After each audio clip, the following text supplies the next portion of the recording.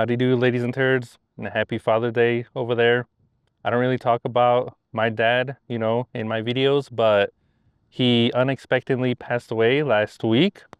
And so I thought I'm going to share as many stories as I can, as many memories about my dad growing up as his son. So these are all from, my point of view, my stories, not my family's, my brothers, or anyone else. This is what I went through and, what I know about my dad, basically.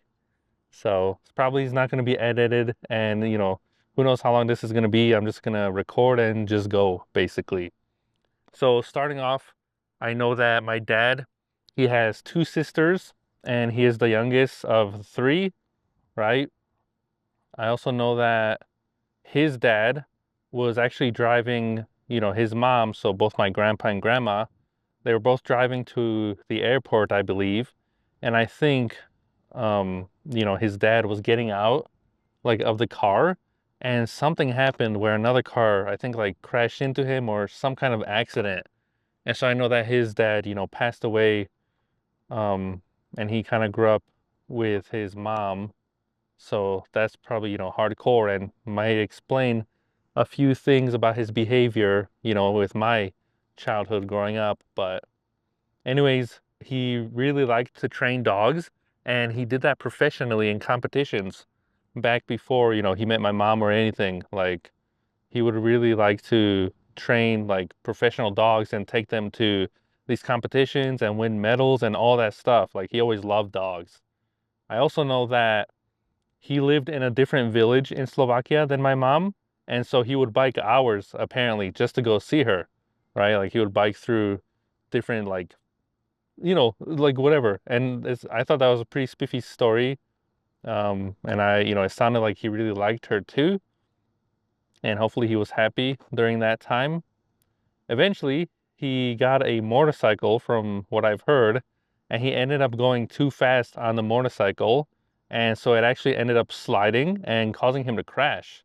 And I remember this is kind of like a story that he took that motorcycle and he threw it like over the bushes or into the, trees or something after that. And then he ran off just so he doesn't get caught. And because of that, I think like his leg was always like bruised up and stuff. And I believe he needed some kind of like surgery where he had like these metal bars in his leg. I also know that he wasn't there when I was born, apparently, from what I was told. He would also go to trips, I'm assuming to the United States. And whenever he came back, he would bring back like huge bags of toys for my brothers and I. And that was always awesome. Just new toys and whatever. And I think my youngest memory of my dad, or not just my dad, but like of playing video games, is when he took me to his friend's house and he was playing some kind of Pac-Man game. Like I'm guessing on the Atari or something. All I remember was it was like the controller was a joystick with one button on it, and he was playing Pac-Man. So it must have been some kind of Atari version of Pac-Man. Not only that, but I also remember I think we might have had a Famicom, like, the European NES, or maybe some kind of bootleg version of it growing up. I don't know 100%, but all I remember is the yellow cartridges, like, for a Ninja Turtles game. I remember that. And looking it up, I think it's for the Famicom. Moving on, my dad, he brought me over to the United States and he promised my mom that it was only going to be a visit, right? Like that was the plan, and she believed him. Next thing I know, I was enrolled in school with my cousin. I think I was in kindergarten or something. And so he kind of lied to her. And so because of that, my mom was forced to come to the United States with my brothers too, because she didn't want, us to be separated or alone. And she wanted to get me back to Slovakia. However, what ended up happening when my mom got here, my dad actually kept us in the United States and took all of our passports. So we were pretty much stuck here after that.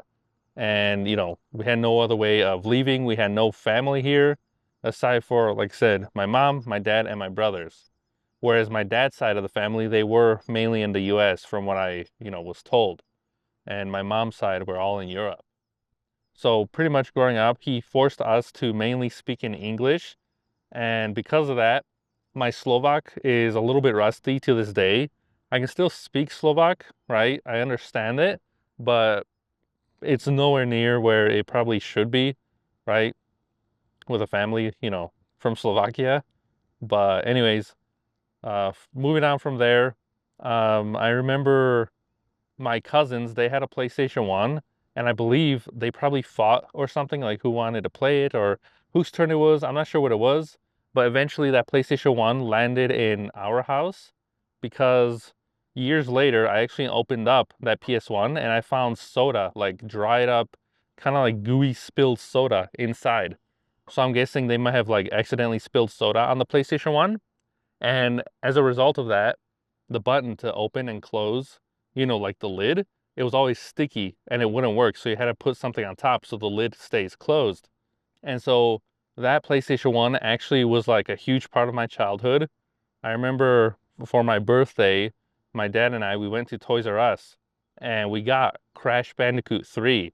I remember they had like on the display the PS1s behind like this glass section, and I remember picking out Crash 3. Not only that, but I also remember back in school, we were doing some kind of like scholastic like fundraiser thing. And I was walking around and I always loved those, right? Like at school, you get that little magazine and you see what kind of books or, you know, toys or whatever you want to get. But I didn't have money. I went to a water fountain though, and I found a bag of money laying down on the ground. And I remember I used that, and I bought my dad a cheesy like Hulk bobblehead, and underneath it it said #1 dad. I don't know if he still has it, but I remember, you know, for like Father's Day or whatever, I gave him that as a gift. That was kind of, you know, like my toddler days.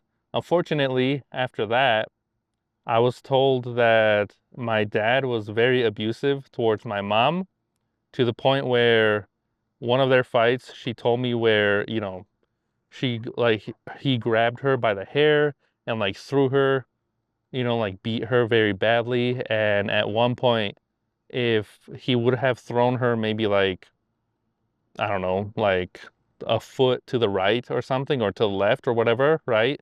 She would have hit her head on the edge of a aquarium, like a glass aquarium, and would have split her skull open and probably died right there on the spot. So, you know, there's that apparently. I also remember one time being in the backyard of our house when all of us lived together and hearing yelling going on inside the house. But, you know, when I try to go in there and, you know, see like what's going on, my dad's friend, he was standing by the door, like he wouldn't let us in the house. So I remember, you know, like the yelling and my mom getting abused, and, you know, she has her own issues, right? And she's probably done things too that she doesn't want to admit to this day, or maybe lied about, you know, to me growing up. There's no excuse for that, right? They both had their like problems, right? There's no excuse for the abuse though. Eventually, my parents became divorced, and it's very sad for me, you know, to see like the old photos where it looked like they were both happy and smiling, right? Or like I said, the story where I heard that my dad would spend hours a one way biking to see my mom, and then, you know, hours biking back. Like it seemed like he really liked her, but I'll never know the true story of what actually happened, you know, what caused all, you know, like this abuse and negativity. But what I do know is I remember waiting outside in front of my house, like on the steps. I remember waiting for my dad, like, you know, to come like home basically. And my mom came out of nowhere and told me like, you know, like dad's not coming home anymore. He's not living with us anymore. And I was just confused because I was maybe like 5 or 7 years old. I was very confused and I was like, what do you mean he's not coming back? And I sat there for hours just sitting there waiting for him, like on the steps. And I remember getting angry. I was like, you know, I was just mad. And I turned around and I punched the door, the front door, and it was made of glass. Like section was like a glass window or something. And I punched through it. I remember that. And yeah, after that, basically I had to go to like social workers, you know, like visiting them and talk to them about it. And I also had to talk to a lot of child protective services about my dad, right?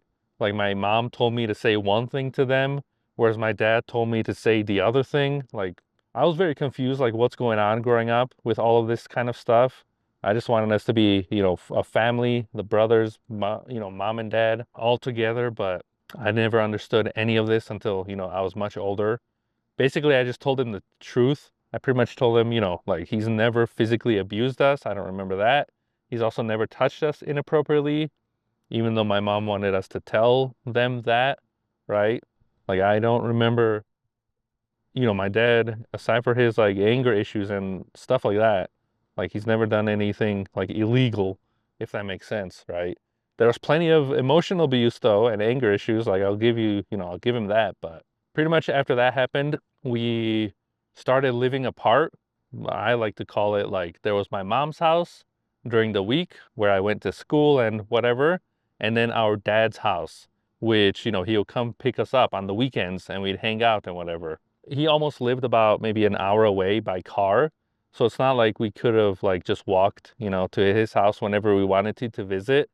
Like he had to specifically come get us. And my mom never, I've seen her maybe go to his house like twice in the last, like who knows, 20 something years, right? So it was always my dad coming to pick us up and, hanging out over the weekends or for the holidays or whatever. That, and I also, I was a toddler. I could never remember his address or even thought like, hey, I'm gonna write this down, right? Like I was just excited to see my dad and to visit him.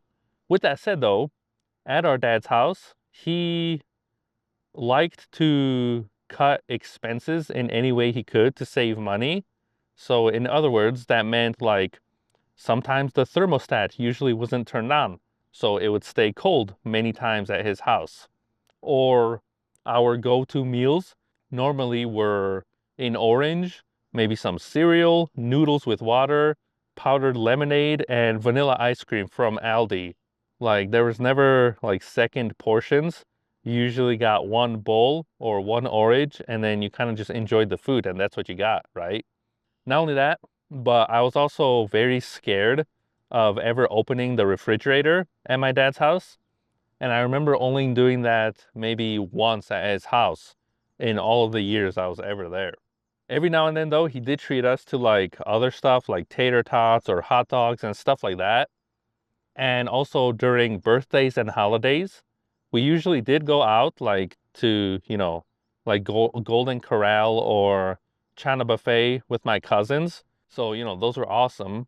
And we also had like outdoor picnics too with like, that side of the family at a nearby hill resort where we would celebrate, like birthdays or whatever and have like a giant, thing of KFC and just eat at the, like the public bench at that hill. And it was awesome, right? Like I said, it might sound, bad when I say we grew up with, an orange and noodles water, but it is what it is. I remember I would have to walk to Aldi and I'd have the exact amount of money that he gave me for that lemonade and the ice cream. And then I would have to bring him the change and the receipt, so he could see that I didn't steal anything, right? Like that's kind of how he was with money. Not only that, but my brothers and I, we also slept on an air mattress when we were there, as well as the couch in the living room at my dad's house. So my dad, he did have a bed like in the back, but that's where he slept, and it kind of linked, his room to the garage. So we never really went in there. Whereas my brothers and I, we mainly had a room like, it wasn't a room, it was just a living room, pretty much, where we would have to inflate the air mattress. And then, two of us would sleep on that, and then the third one would sleep on the couch. Even though it was annoying to fill it up like every night and then put it back down, I will say it was pretty comfortable to sleep on the air mattress, so I didn't mind.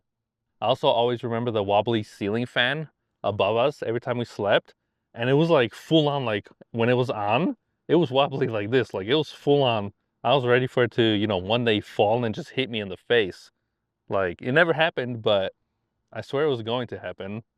A little bit later than that, my brother, one of my brothers, actually passed away from a brain tumor.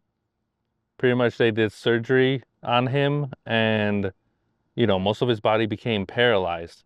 And so because of that, it was very difficult mentally and financially for my family, but especially my mom. She was the one that got hit the most out of, I would say, anyone else. Like she took care of him and, like I could see it like draining the life out of her. Pretty much he ended up passing away a few years later though. It seemed like he was recovering, like slowly, like getting movement back in his, other side of his body and everything, but he did pass away. The reason I bring up that story though is because I remember my mom calling me, like calling me down, and I came down the stairs and my dad was there with her, right? And she told me that, my brother passed away. And I was just kind of staring at her like, trying like just trying to process everything, right? Like, what do you mean he passed away? And then she hugged me, right? And she stood there. However, what stood out to me about this like interaction here was how my dad responded at that moment.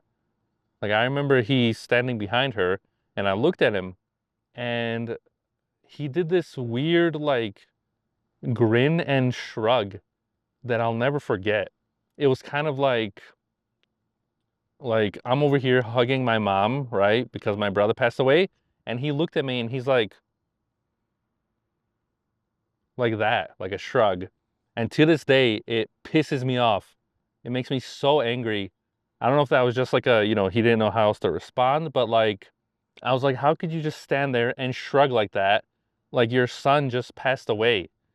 I'm sure my brother's death affected him too, like, on that day and throughout the years as well. But like at that moment, when he did that shrug and that like grin, I'll never understand like it just made me so angry. And I've always like, I don't know, I just hated that for many years. I don't know, like I don't know. I don't know how to respond it, but I just wanted to throw that into this video too. One thing though about my dad, he is also very fat phobic towards me as a child for being overweight. I think that's the correct word. I might be wrong, but pretty much, I don't know how long, maybe his entire life, or especially as long as I've, remember and know him, he's always had diabetes. So I understand that he probably wanted us, to be healthy and try to, keep us healthy and, not to be overweight and maybe get diabetes too. But it was kind of extreme, especially at, how young I was and my brothers too. Like, in other words, we were usually fed maybe like once or twice a day whenever we went to visit him. And like I said, most of the time it was on the weekends. Sometimes we spent like an entire week with him if it was holidays or, break from school or summer vacation, stuff like that. So he was trying to like watch how much food we had. Not only that, but we also had to run outside, right? Like all of us like went running for exercise as he chased us behind on a moped. I thought it was kind of funny, but he would write down my weight every single day and then he would ask me to stand on the scale. And if I even gained 1 pound, he would criticize me, right? And make me feel horrible about, like, man, how could you do this? You were doing so well. And now look, you're gaining 1 pound, like you're gonna be so fat. Like he would say stuff like that to me, right? I remember like I spent an entire summer with him and I remember I went running, right? And I was hanging out with my cousin and, I lost pretty much 30 pounds over the summer at my dad's house. And then I went to go visit my mom. I was there for maybe like 2 days at my mom's house. And those entire 2 days, I gained those 30 pounds back from eating all the food that she made. And I remember I felt so ashamed of myself and so angry that I couldn't, like I couldn't control myself from eating all that food and then gaining all that weight. But most of all, I was also very scared that, like, my dad's gonna see this and he's gonna be mad. And he was. Like, he couldn't believe it. He thought his scale was broken because I gained so much weight back. And I don't know. That was always a thing growing up, pretty much, Like right now I can look back and kind of laugh at it and, tell these stories, but it 100% has given me long-lasting, like, self-image issues. Like, even to this day, right? Like, even back when I was a healthier weight, right now I'm kind of chunky, you know, but even back when I was, I would say healthier weight for my height and everything, every time I look at myself or look in the mirror or look at pictures, videos, anything, I always see myself as fat. Like that's never gone away. I don't know if he's realized like that he did that to me, you know. I'm not sure how my brothers feel about themselves, but to me specifically, I always have this now. Like, I'm so fat, like I'm so disgusting, and I hate how I look. I hate how, I just hate myself. So that didn't help in any way, you know. Not only that, but growing up, there was also a lot of shoplifting that my brothers and I were forced to be part of with my dad. It mainly happened around maybe birthdays or especially on Christmas, where we would be at Walmart and we'd have to go to the fitting rooms.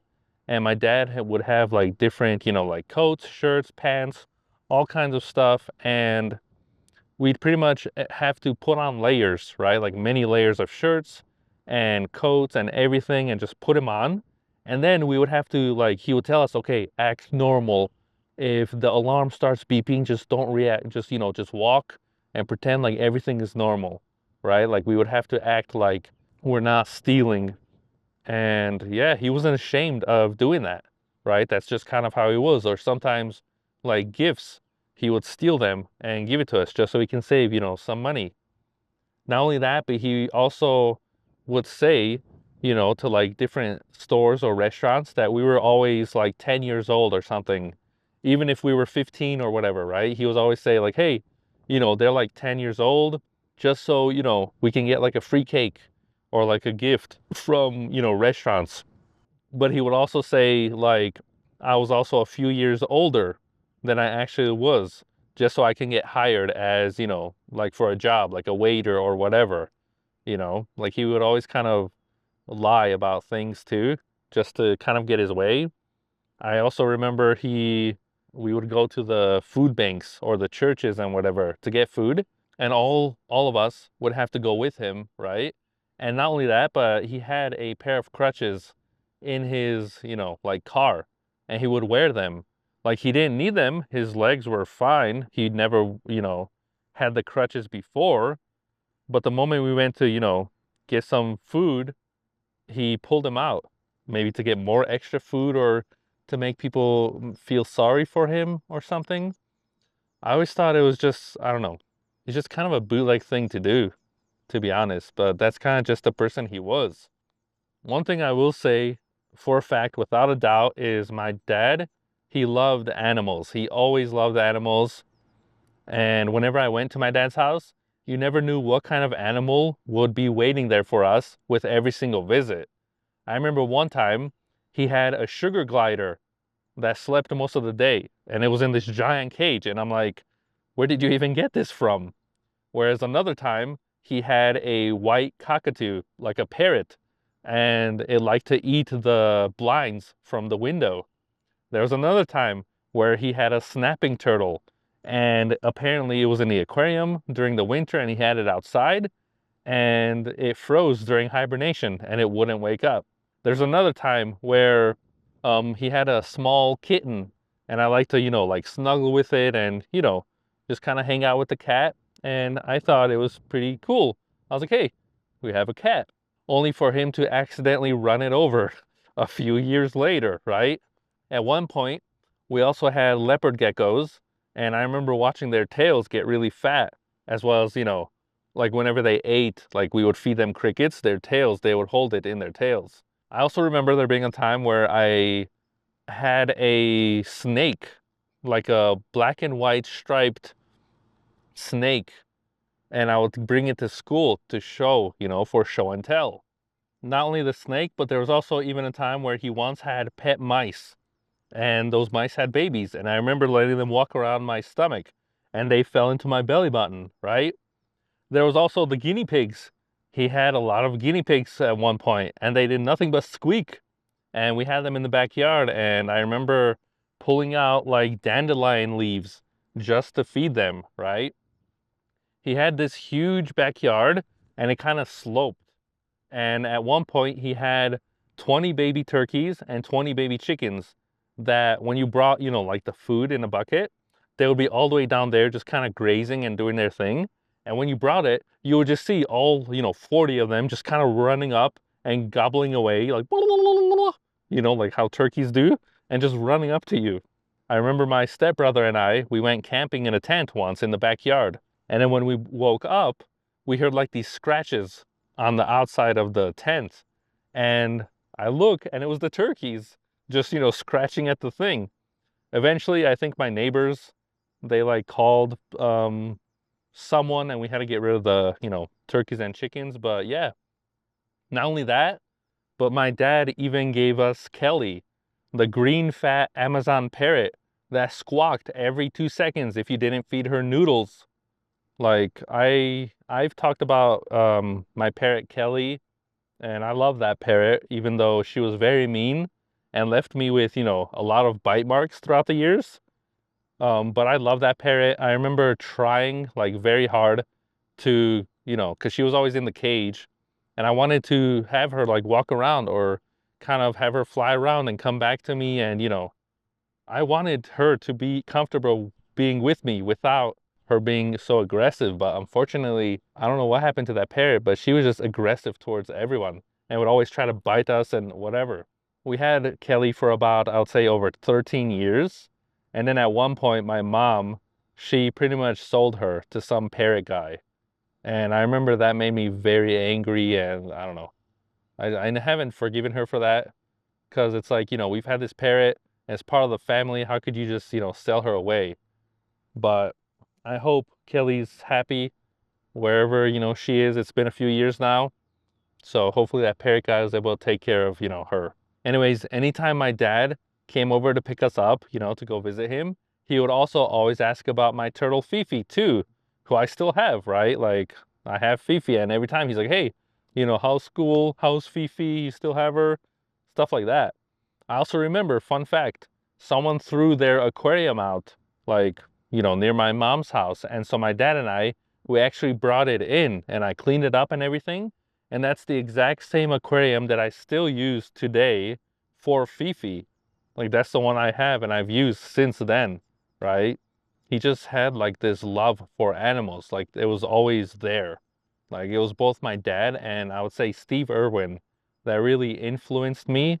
And, I remember growing up, I wanted to become a zookeeper. That hasn't happened yet, of course, but, I love animals too. And I would say, his kind of like passion and how he felt towards them probably rubbed off on me as well. He wasn't always nice to his animals, but he did love them in his own way, pretty much. He also had this garage at his house that we weren't really allowed to go into. And like I mentioned, it was connected to his bed, like the room he slept in. And so we didn't really go in there, like in the garage. Like that door was always closed, basically. In this garage, though, there were cages stacked on top of each other where he bred different types of dogs. And then he would sell them to people who wanted a specific dog, right? Like he would have his little side business here kind of in the local newspapers. And that's kind of how people, found him. There were so many times where different random people just came over, like while we were at our dad's house to look at these different puppies. And so right before they arrived, I remember it was like a huge thing, like an hour before these people were supposed to arrive. He would always bring them to the bathtub and clean the puppies. He'd like wash out their ears. And then he would also like kind of force us, be like, hey, everyone, my brothers and I, come sit in the living room and play with the puppies, right? Like pretend like you're playing with them, so they're like friendly and they're walking around and whatever. I always felt uncomfortable doing that. Like I didn't want to be part of his, side business or playing with these puppies. Even at a young age, I just felt weird. Like it made me feel weird. And not only that, but like whenever the dogs barked, like randomly throughout the day, he would always go back into the garage and he would either yell at them or he would hit them too. Like he would abuse the dogs as well. The thing I hated the most, though, was the smell of all the garbage bags of dog poop. Like that, I fucking hated it. And even to this day, I can't. I'll never have a dog. I can't do it. I can't. Like I know for a fact it never smelled in the house itself. So I'm guessing he either kept like the garbage bags of poop either in the garage or outside of the garage. Like that kind of you know, it was kind of fenced off on the outside of the garage, like this huge fence, kind of like a wooden fence. So you couldn't really see what was, you know, on the other side. I don't know if it was like every week or every other week. It was pretty often where I would have to go with him in his van, and he would bring like huge, maybe like 5 bags, giant bags of nothing but dog poop. And he would fill the van, and I would have to sit there with him. And then he would drive to the nearest apartment, like, and then we would throw them in the dumpsters, right? And I would have to go there and help him throw these bags out. And then we would drive back home. We'd fill the van up again with, you know, even more bags. Then we go back to the dumpster, and then we would repeat this maybe 2 or 3 times. And most of the time, he did have like the windows open and stuff. So, you know, maybe he got fresh air, but I was in the back with the bags themselves. And it made me so sick. Like, it made me dizzy. I had to control my breathing just so I don't breathe it in too much, right? Like, it made me lightheaded. I hate that smell. And it's kind of giving me PTSD. I don't want a dog, right? Like, I don't want dogs. I don't want to be anywhere near them anymore. That entire experience, I just don't want that. And it also kind of made me afraid of dogs too, if I'm being honest, because now I kind of link the dogs to my dad yelling, right? Like anytime I hear barking or whatever, it just brings me back to that. Like, you know, my dad yelling at them and hitting them, and then that smell of dog poop. So despite the, you know, the nice memories I shared, there's also these kind of memories too, right? Like he would still get angry easily or yell too. And because of that, I was very afraid to make my dad mad. It would usually ruin the nice day we were having together, right? Like some visits, there was no yelling at all or anything, and it was awesome, right? Some of my favorite memories with my dad were those visits. But a lot of times, there was always something small that would just, I don't know, maybe he took the wrong way or something, right? Like there was one time in Easter where we were, you know, just chilling with my cousins and everything. I remember, you know, we were just joking and whatever, and I made some joke, you know, to my dad, just something, you know. He kind of worked as a taxi driver, and I just made a small joke. He's like, "Yeah, you know, and you work like a taxi driver." It was nothing crazy, nothing, you know, like I wasn't talking down to him. It was just a joke. And he full on blew up on me. Like he started yelling in front of everyone. He just, everything. Like he completely ruined, you know. And he's like, "Oh yeah." And at that time I also wanted, you know, I wanted an iMac, you know, like I wanted a computer so I can make videos. And at the time people were always talking about iMacs. And I remember asking like, "Hey, you think I could get an iMac for my birthday?" And so, you know, during that Easter, like when he like yelled, he was like, "Oh yeah, forget about the iMac. You're not getting that too." And it was just like a whole thing. And like I said, you never knew when he might go off on you, or maybe he was having a bad day and he might take it out on you. It completely broke me, if I'm being honest. Like even to this day, I can't yell or raise my voice when I'm angry, because when I do that, I automatically start to have like hardcore crying. Like automatically. I don't even have to be sad. I can just be angry at someone, you know, and feel like so mad I want to punch them, but I can't. Like the moment I start, you know, my like talking, I uncontrollably cry where I can't even speak anymore. And that's been going on, like I said, for as long as I remember. And my dad even made fun of me for that once, like back in the day, without realizing that he's the one who kind of did that to me. Like he broke me, right? I don't want to yell at people. I don't want to, you know, get mad at them like that, where they have to, you know, they're scared how I was scared of him when he got like that. I don't know. I feel like over the years, he's kind of become a much more calmer and relaxed person as the years went by. So I've forgiven him, but the trauma is definitely there from all of that stuff. For as long as I remember, though, I know that my dad worked either as a pizza delivery driver or a taxi driver or random little jobs here and there, right? Whenever we went to his house to visit him, he usually was working most of the time too.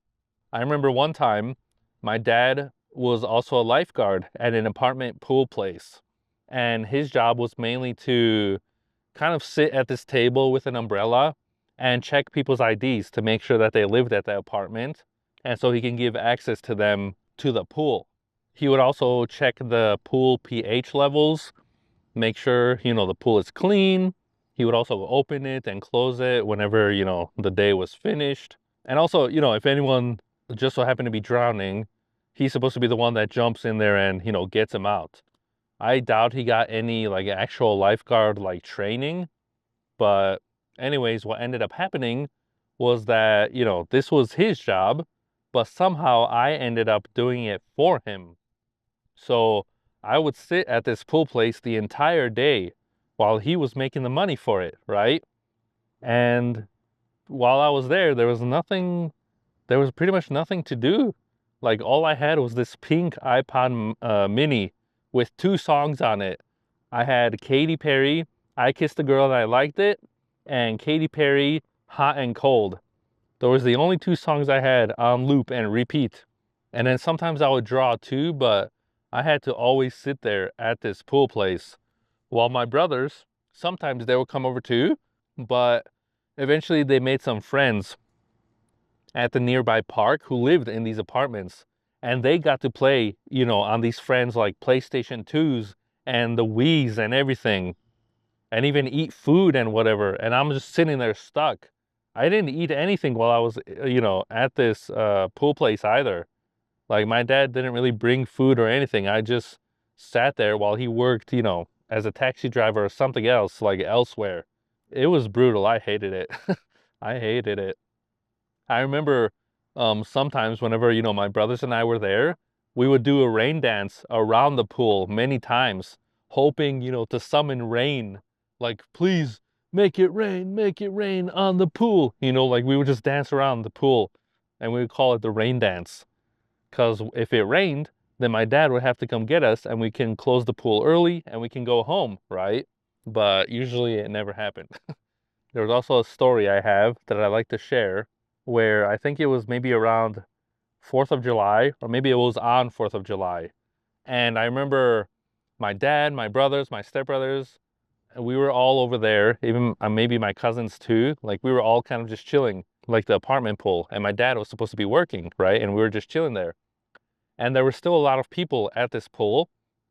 And, there's still maybe like 5 or who knows how many hours left before he was able to close the door, like close the pool for the day. Next thing I know, we're just sitting there and my dad's like yelling. He's like, everybody out, everyone out of the pool. It's dirty. Everybody get out. And I'm looking and I'm like, what happened? Like what? Next thing I know, we're going home. And I'm like, what happened? And as we're walking, apparently my dad, he went into the pool and he took a fresh one. Like he took a turd and there was a floating turd just in the pool. I don't know if so he took a fresh one in the pool just so he can close it early so we can go celebrate 4th of July, so that's a story there. And many of these stories that I'm sharing here are stories I want to animate one day, right? Because they're kind of crazy not to. They feel and they sound made up, but they happened. Like they happened, right? I remember at the end of one of my summers when I was there, like the entire summer working as this lifeguard, I remember my dad surprised me and he said that I can actually get my own longboard with all the money that I made as a lifeguard, even though I probably would have made a lot more if the money was actually going to me, right? But anyways, I ended up getting the loaded Vanguard and I love that longboard. I still have it to this day, right? I've shown it in many different videos, but I like to think that he got this for me as a gift, and I'm sure he did, to thank me for all the hard work and everything. But also, I would say he also got me, let me get this longboard because he didn't want to drive me anymore to the pool place and, and then come pick me up. So instead, I would longboard maybe an hour. I would say 30 minutes to an hour it would take to get to this pool place from my dad's house. This pool, like working at this lifeguard was very like mind-numbing work.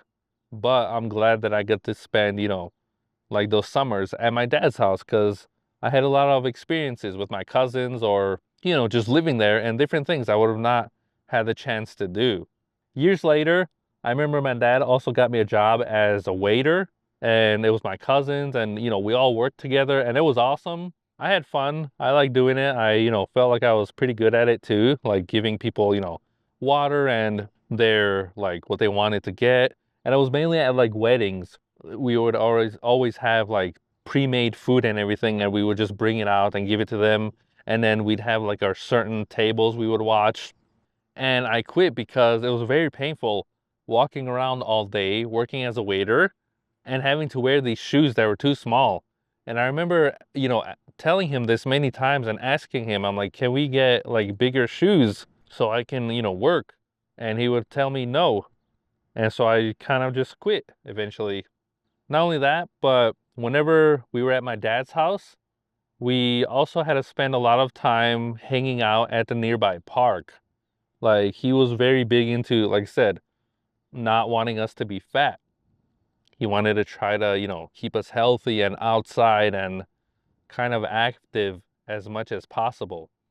And I remember at this park, there's many times when we drove around on the go-kart, which was awesome. I'm sure my brothers, they crashed the go-kart many times, but it was awesome.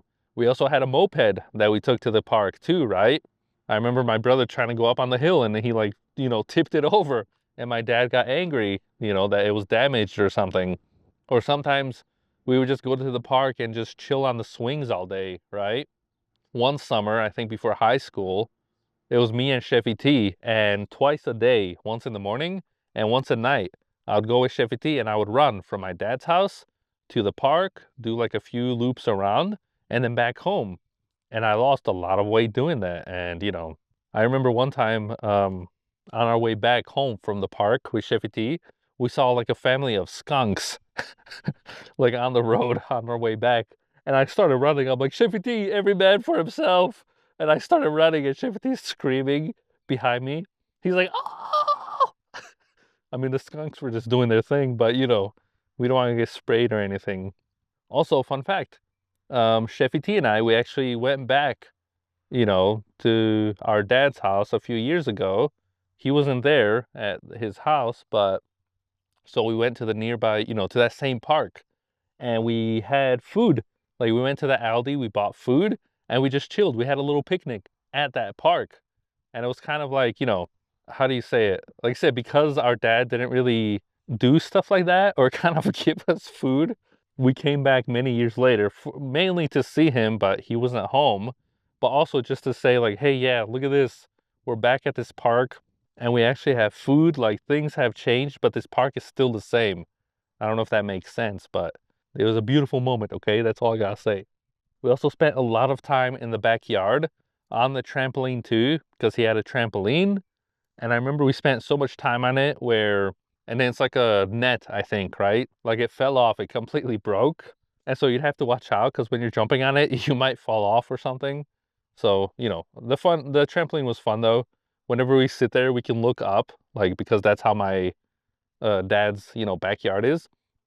And we can see either our granny or my dad cleaning the dishes through the window, call us, to come in to eat. He also had this derpy like swing set. I don't even know if I want to call it a swing set. I think it was more like it was like a metal, imagine like a T, like the letter T, and it was just like a cylinder, right? A metal one. And it was shaped like the letter T. I'm assuming it was actually like a clothesline where you dry your clothes, right? Like you put a string or something or a rope and then you put your clothes on there. I think that's what that was for. But instead he put like a little swing on there. The thing that stood out about that is underneath this swing, like in the grass, right? Like in the dirt and whatever, there was this hole. It was like this hole and it was like oozing and it smelled weird. And it was like his own like little tiny swamp. It was maybe like 2 feet, like 2 feet wide and, whatever, but I don't know how deep it was. I'm guessing it might have just been like one of the pipes or the toilet or, something leaked. I don't know. Eventually it got covered up, but I always remember whenever we went to the backyard, he had, I always called it like it was like that little swamp in the backyard. Not only that, but he also had a trailer at one point, like back there. And I remember finding a copy of Legend of Zelda Link's Awakening DX on the Game Boy inside there. I would also have to mow the lawn like every time I went to my dad's house and the grass was too large. You know, like you don't say no to my dad, basically. Like he kind of forced you to do these things. I have like the rickety crickety lawnmower, right? And I mow the lawn and do my thing. And his house, he had these trees, like the neighbors had these trees, and I don't know what they're called. I don't know if they're walnuts or something, but it was like this fruit where it was kind of yellow green, and it was very hard. And if you like cut it open or something, it was like this juice, and it was stain your hands like yellow. I'm not sure what kind of tree it was, but every time I tried mowing the lawn, you'd get these underneath, you know, like, and it would shoot back into your legs and everything, you know, like go flying. I remember though, at my dad's house, I got traumatized using the lawnmower. Like I finished mowing the lawn. I'm like, yeah, it looks so nice. And I'm looking and I see the grass was moving, right? Like the grass was like jiggling. And I'm like, what the turd? Why is the grass moving? And with my foot, you know, I like kind of moved the grass along. When I did that, I found basically baby bunnies. Like inside was like a hole, and there was maybe like 5 baby bunnies in there, right? And that, to this day, that's traumatized me. I have not mowed the lawn since then. I would have killed those baby bunnies without even, you know, like an accident. If they jumped or something instead of staying in their hole, if they jumped up as the lawnmower was passing, right, the entrance to their like little home, they would have been shredded in the lawnmower. And that would have been even worse. So since then, I haven't mowed the lawn, right? Like I've been PTSD and scared, right? Like I almost killed these innocent bunnies and it's traumatized me for life, pretty much, you know? I also remember riding our bikes to the library. And so my dad, he didn't have internet, right? Like growing up. And so instead, we would go to the nearby library on our bikes. I don't know how long it took. It took a while. In the toddler days, you know, something like a few minutes feels like forever. But this library was actually pretty far, at least from what I remember. However, we went to this library to use their computers and we would watch videos and, you know, on YouTube and play games, and it was awesome. Many times the librarians were like, hey, you gotta use the computers for homework, or say, you know, let other people use the computers for homework. And I'm like, there's so many computers here though that they can use, right? Like, let me just use the computer. This was the same library too where I discovered Hatchet by Gary Paulson. And that's my favorite book of all time. And so that's kind of like a huge, you know, I love that book. I love that series. And I found it all at this library, right? I remember I had to do like a school book report and I was looking at the library and I found Hatchet. Bam Shalam. Not only that, but this was also the same library where I'm sitting there using the computers and I have these headphones on, right? Like these giant headphones. And my stepbrother put on this Flash game. He's like, here, play this game. It's awesome, but I can never beat it. And, you know, you like to play games. I'm sure you can beat it. Can you give it a try? And I'm like, okay, I'll give it a try. And I'm playing the game and, you know, I'm following the mouse on like this pattern, like a maze. And then I beat level 1, I beat level 2. I'm like, oh, this is pretty easy. I'm going level 3. And the next thing I know is I'm playing one of the levels. The lady from The Exorcist, her face appears like a jump scare. And then I just hear yelling, right? And it's very loud on the headphones. And I'm at the library, so I'm not trying to scream. But I sit there and I have a heart attack, silently have a heart attack. And my stepbrother's laughing at me. And yeah, so he jump scared me with the scary maze game at, you know, this library too. Since then, The Exorcist has become one of my favorite movies of all time. I love that movie, but it has traumatized me for many years. And so it all started at, you know, that library at my dad's house. I also remember being enrolled in summer camp one time at my dad's house, and that was really fun. I remember getting to meet different, you know, people. I was very antisocial though, It's very hard for me to make friends, you know, especially toddler days. And yeah, I remember stealing somebody's metal case of Tech Deck dudes. So that was awesome. I probably still have it too somewhere. And it was at that summer camp, right? I remember getting to try different foods.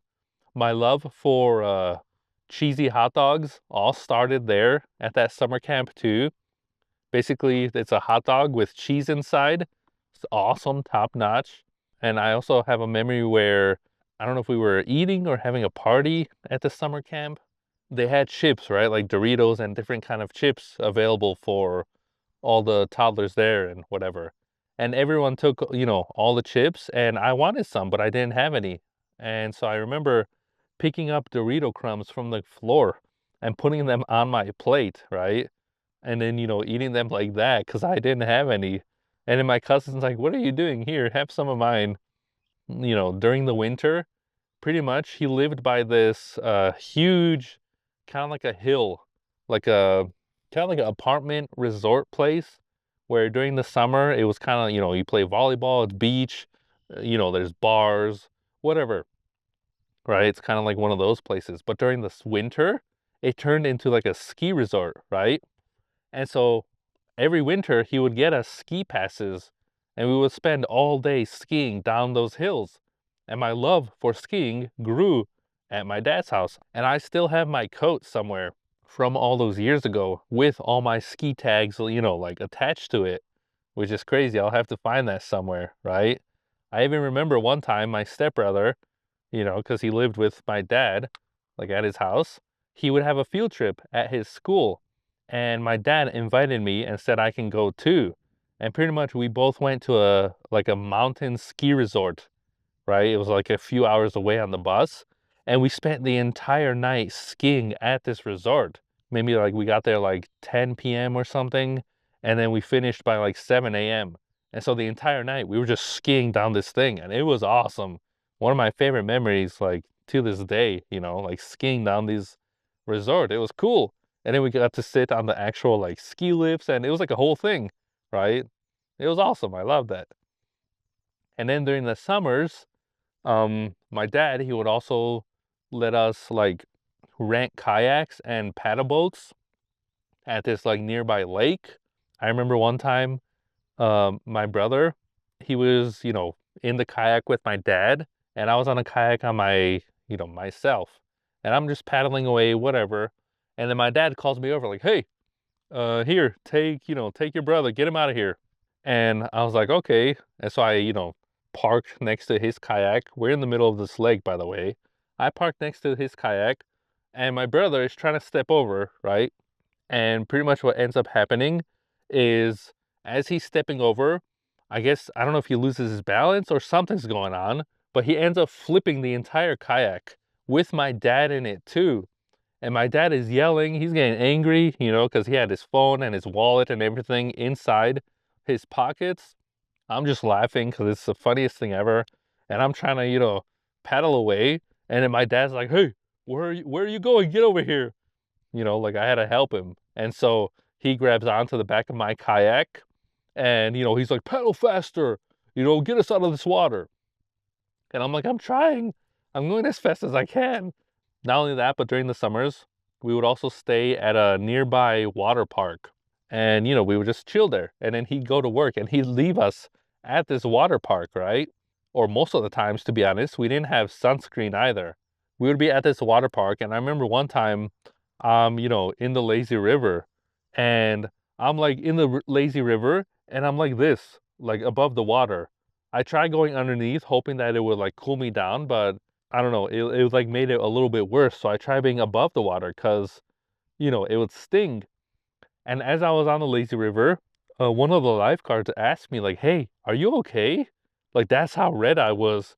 And I wouldn't be surprised if, you know, cancer ends up taking me out one day because of, you know, those days where we would spend the entire day at the swimming pool place and not, you know, have sunscreen and it was just too hot and my word.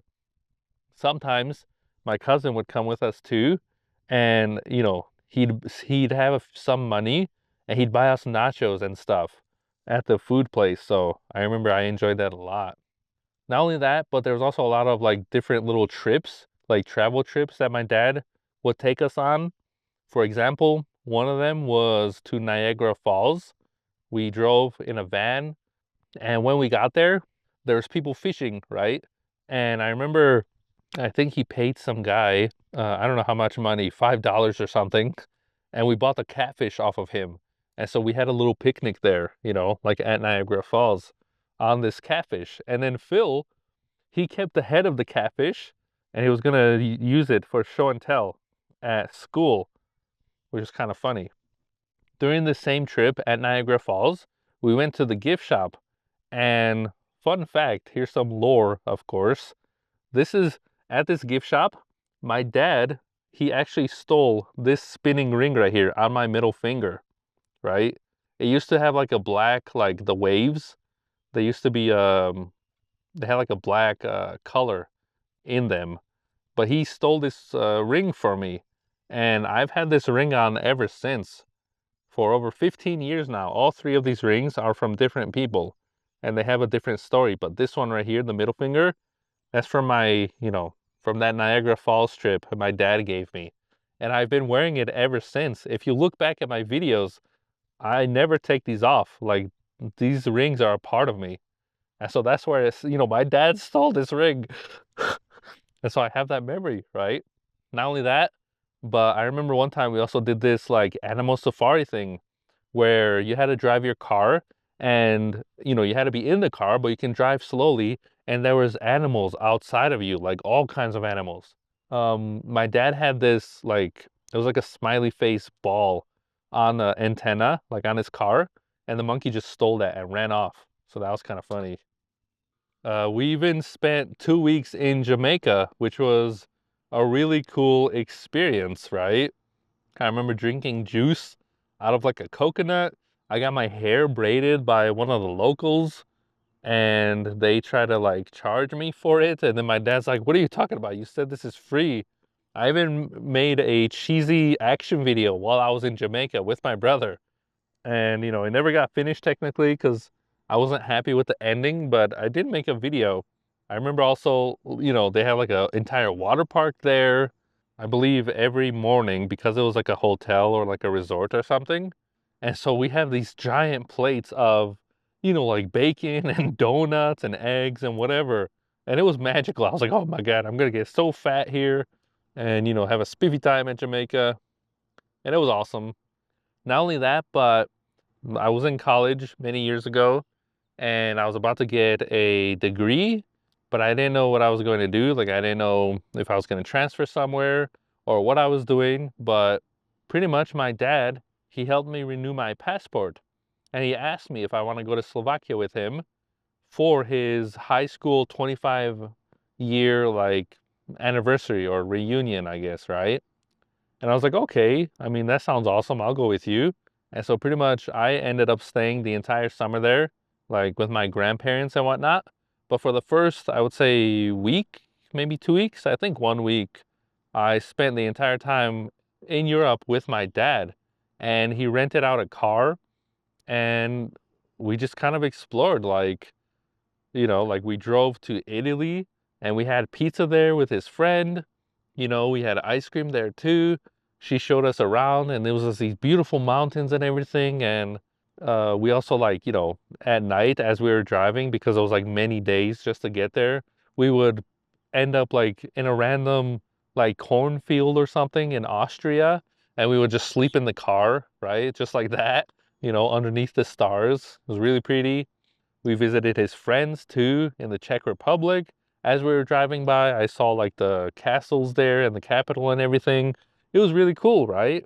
I even made some friends of my own too. Like there's this one cheesy zombie action video I made many years ago, and one of his friends, right, like their son, um, was my friend, and I put him in the video, right? And we were just hanging out together, and throughout that summer, I also went back to visit them too for about like a month or so, and they took me to these like ice caverns where I had to have like this entire like helmet on and suit and everything. They showed me these castles. They gave me different, kinds of food. And, it was like an entire adventure. They even celebrated my birthday with me, gave me wine. Like almost every day I drank wine while I was there. I remember they took me to the clubs too. I don't really go clubs or dancing or anything like that. But I remember one time they would give me, it was called Tatra Chai. And so that's kind of like the mountains are called the Tatras. And so it's like the Tatra tea, like the mountain tea or something. It was basically rum and who knows what else.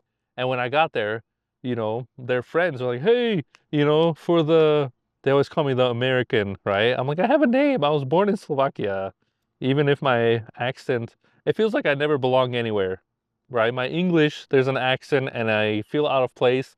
In Slovakia, I have an accent and my speaking is a little rusty too and I feel out of place. I feel like I have nowhere. Everyone's like, hey, the American. Anyways, they're like, here, have one on me, have another one on me and another one on me.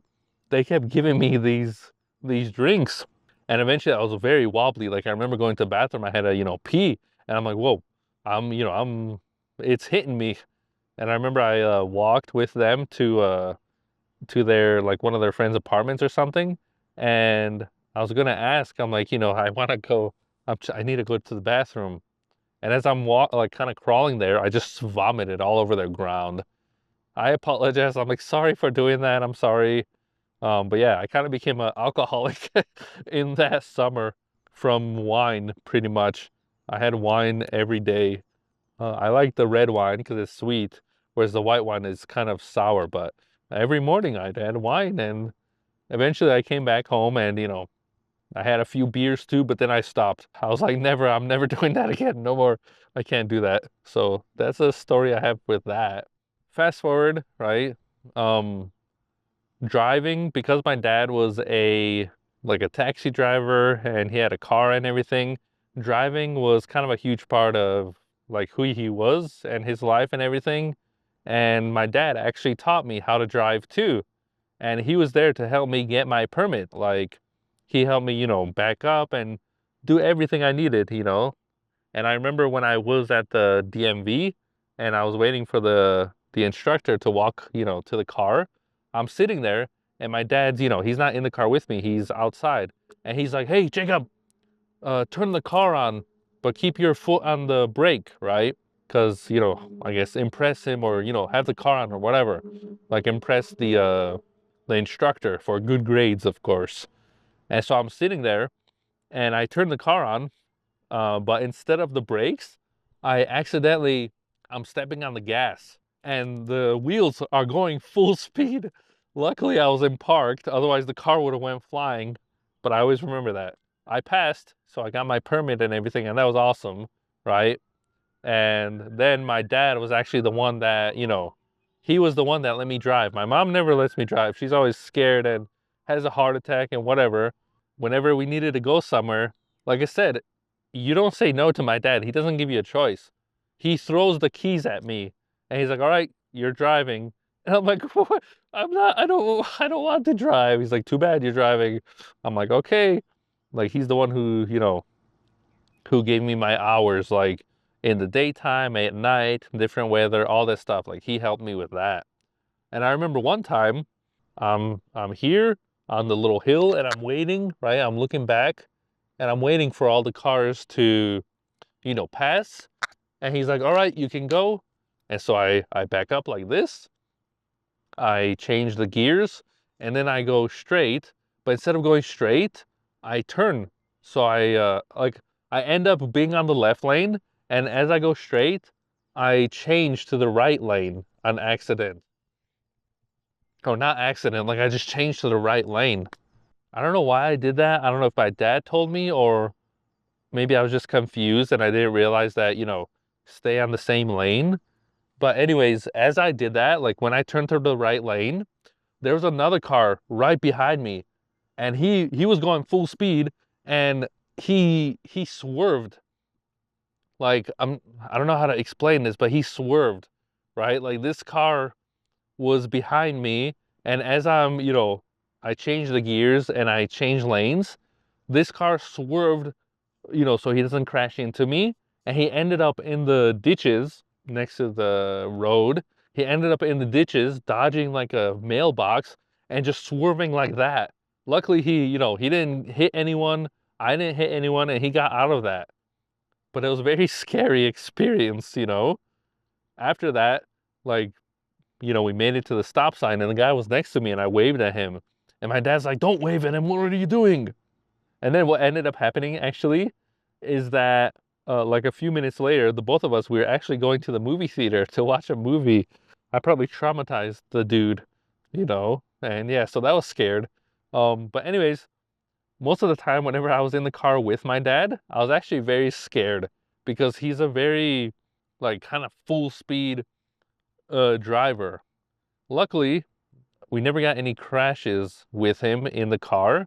However, there was a lot of close calls, right? Like I remember one time we're on the highway, and the highway, you're maybe going 70 miles an hour or something, full speed, right?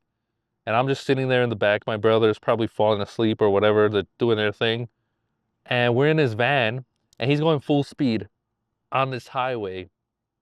But he's not driving like a normal person. No. Instead, what he's doing, he's like this. So he's behind the wheel, and he has his knee on the steering wheel, and he's controlling, the car going like 70 miles an hour with his steering wheel. And at the same time, he's doing his taxes on the steering wheel. So forget like, texting and driving. He's doing his taxes on the steering wheel while going 70 miles or whatever, 80, who knows how fast he's going on the highway. And as he's doing this, I'm in the back and I'm having a heart attack because I'm looking at the straight, like the front window, and I see him, every now and then he's swerving, right? Like he's swerving closer to the left. And on the left were those like giant concrete like blocks, where if a car crashed into it, it would, it would stop the car. And I'm over here sitting there having a heart attack because he's doing his taxes going full speed, and I'm like, this is how we die. This is it. This is how it happens, and there's nothing I can do about it. He's doing his taxes. I can't stop him. I don't want to disturb him. I'm gonna die. Luckily, that didn't happen, but there were so many times where, like I said, he's driving, gave me a heart attack, and then having to drive with him, and he's backseat driving too. Dear Lord, I was scared because he would yell. Like, say, he's like, stop, stop, or, go. Like, whenever it was yellow, he's like, go, go, go, go faster. Like, to skip the stoplight, My Lord, it was brutal, but it is what it is. I remember also during the Legend of Zelda Symphony, he was the one that actually drove me to that. Like, I had no other way to get there. And so he luckily was working in the nearby area, and he drove me there. And that was pretty cool because that's an experience I'll never forget. That was like my first, it was a symphony, so not really a concert, but it was kind of, like my first concert experience. And, he helped me experience that, and it was awesome. He also usually had like a few taxi vans, maybe like two of them out in his yard. He had an ATV, and eventually, I'm guessing he was tired of mowing the lawn. He got himself one of those like John Deere lawnmowers where you're sitting, like it has a seat and you can just, drive around. And I was like, I was angry. I'm like, what? You get to use this thing? And we had to use the rickety crickety lawnmower. At one point, before he even had the lawnmower, I had to use the like the manual one where it doesn't have any, gas or electric or anything. It was just like I don't know how to say it. It was like a cylinder with spikes on it, and you push it on the grass. And I was like, now you get to sit on this lawnmower. Why can't I use that one? There's also a lot of times when we got to visit the Lexus dealership because I think he had a Lexus at one point. And whenever we got there, the car, I don't know if they were doing maintenance or cleaning it or whatever, but we would be able to stay there for like maybe 20 or 30 minutes while they were working on the car. And I remember we'd get like, bags of chips, we'd get to eat and have like hot chocolate too. And it was awesome. Not only that, but there's also one thing I remember every time I was on the car rides with my dad, and that was the fact that he always had a like one CD playing all the time, and it was a James Blunt CD. So it was the guy who made the song, "You're beautiful, it's true." Like so he had like a collection of his music or something on this one CD. And I remember whenever I hear that song, I always think about my dad and the driving and all of that. And at one point he also had a TV, or not a TV, but like a screen on the back of the seat. So whenever we would be, going, wherever, like a long ride, we can watch a movie. And I thought that was pretty cool. He even had at one point like an orange Eclipse car. I'm not sure the brand or whatever, but I know it was like Eclipse and it was shiny orange. And I remember when we played Midnight Club on the original Xbox, I made my car, that car, to resemble it because he promised me like, hey, one day you're gonna have this car, like this is yours. And I was very excited. I'm like, oh, that's cool. I get a car too. But that never ended up happening. I'm not sure. Maybe he sold it or something. I remember one time too, I wanted to get a motorcycle license, because I thought that was really cool. And I knew he had a motorcycle, even though he crashed into it and he had these like metal rods in his leg and bruises.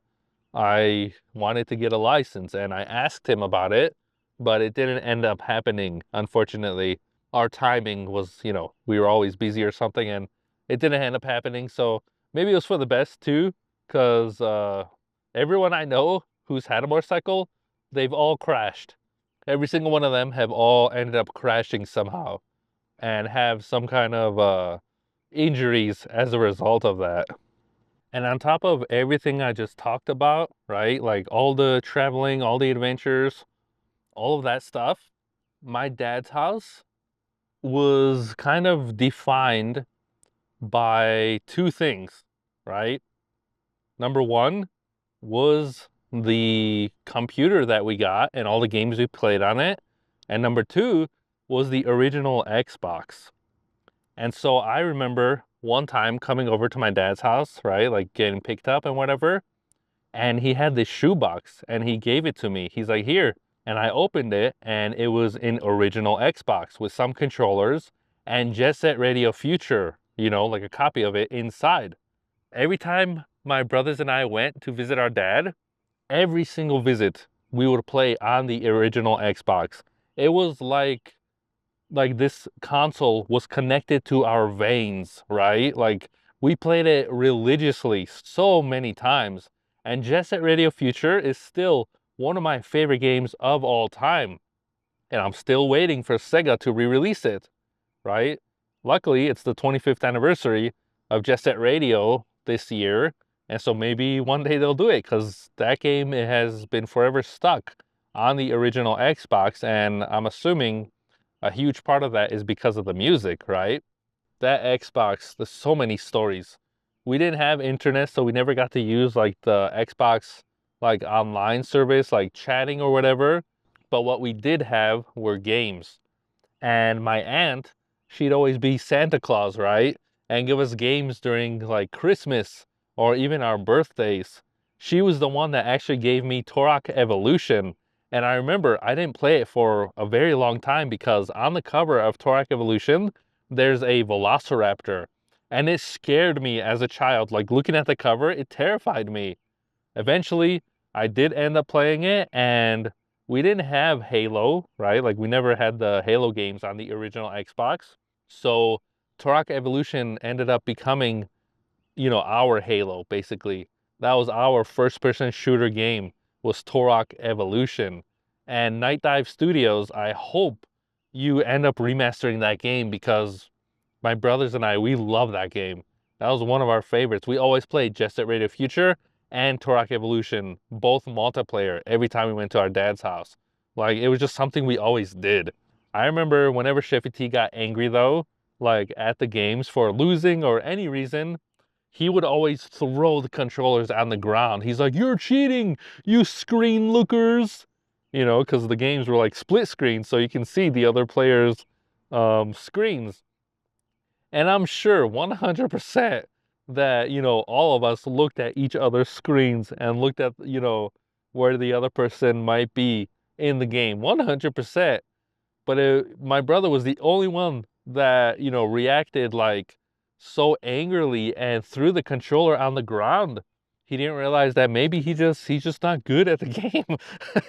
And he got so angry to the point where the controllers, they kept breaking and they stopped like working, right? We had the controllers with the wire. And so we thought maybe, like the wire wouldn't work because if you like move it at a specific angle, it kind of fixed it for a little bit, but then it would stop working again. And so because of that, we had to use the wireless controllers, right? But then we had to deal with batteries running out, and then we had to ask our dad for more batteries. And, that was like a whole thing. You never want to ask my dad for anything to do with money because the answer is always no, or he would yell at you. And so it became a whole thing. I love playing on the original Xbox, but Chef ET kept breaking those controllers, and it makes me angry to this day. It seems luckily he's kind of calmed down and doesn't break things anymore, but dear Lord, it was hogwash. I also remember my aunt, Anichka, giving me the Silent Scope collection. If you look up Silent Scope Complete on the original Xbox, it came with this giant green sniper, like a light gun sniper that you point at the TV as a controller, and it was awesome. Like playing that game was top notch. You're a sniper and you're taking out, like enemies and spies and whatever, and you have to hold this entire, this giant sniper, like controller as you're playing and look at the scope, and it was really cool. It was such a cool and unique like way to play a game. Not only that, but we also got Shrek 2, and Shrek 2 multiplayer, one of the best games ever made. My brothers and I, we beat that so many times. Like the fact it has 4 players too, even my cousins were able to join in, and you have different characters you can play as. It was awesome. We had Simpsons Hit and Run.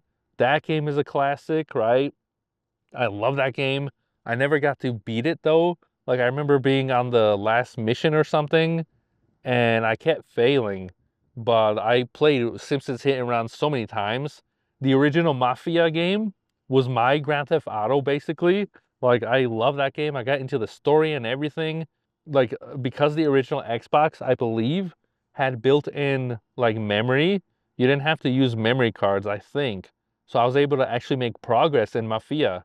Unlike, on the PS1, where for a long time, and the PS2, we didn't have memory cards. And so I had to keep the console on, or if you turn it off, you'd have to redo the entire, game from the start. And so Mafia was top notch. I never got to beat it because I think my stepbrother continued the game without my knowledge, but I'll definitely have to go through it one of these days, or the remake that came out a few years ago. And then there was also Destroy All Humans. I remember it was my birthday, and I think my aunt might have given us each like $20 or something for, I don't know, for like a holiday that came up before, like Easter or something, and she wasn't there for it or something like that. And so she gave us each like $20. And I remember going to, it probably was Toys R Us or maybe Walmart with my dad and my brothers. And I'm looking at the original Xbox games, and there was one that was like, it was talking to me, right? Like it spoke to me, and it was Destroy All Humans. I saw that cover of Crypto, like the alien, he, holding the gun, and, I was like, this looks so cool. I'm like, I want to play this game, but it's so expensive, right? Like it was like 40 or something dollars, right?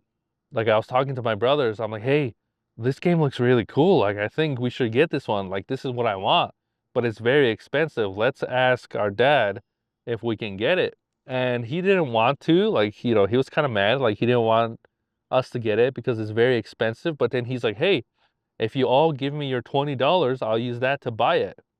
And so that's what ended up happening. And, I brought it home, and the game is top notch. Same thing. I never got to finish it, I think. I know I was on the last boss, but because of, having to visit my dad's house every weekend, on Sundays, we would always have to drive back home, like to my mom's house. And so what happened many times, I would be playing these games or on the final boss or whatever, finally have a little bit of free time from being forced to, being outside all the time. I'd be on the final boss of these games and I never get to beat them. We also had backyard wrestling, which was fucking awesome. I love backyard wrestling. Playing, making our own characters, like custom characters, was top notch. We still haven't played number 2 though. I'll have to get that. Zapper is such a cool and underrated game, from the creators of Frogger. Spider-Man 2, top notch. Like all of these games I played and had were like classics, and like still to this day they live up, right? And the pizza theme, the pizza mini game, still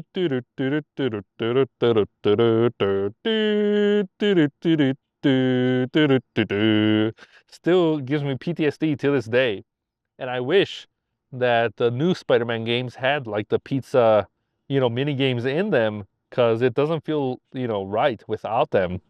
Sphinx and the Curse of the Mummy, I played on this original Xbox, right? I played it for a very long time, but I got stuck at like collecting some kind of herbs for a mayor or something like that. Grabbed by the Ghoulies was top notch, but the controls were very weird. Simpsons Road Rage was awesome. Basically Crazy Taxi, but with the Simpsons. I was never ever able to beat that game. Munch's Odyssey, top notch. I love that game. Got me into the series.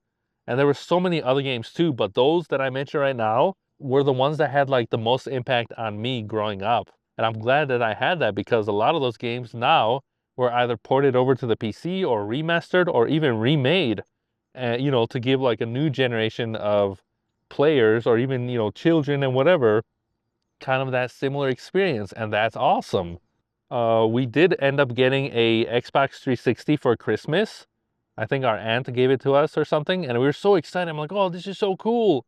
And I think we got Shrek 3 on it. I'm not sure what else it was. But from the moment we got it, my brother, he just hogged the Xbox 360 the entire time. He hogged it and he never let anyone else have it.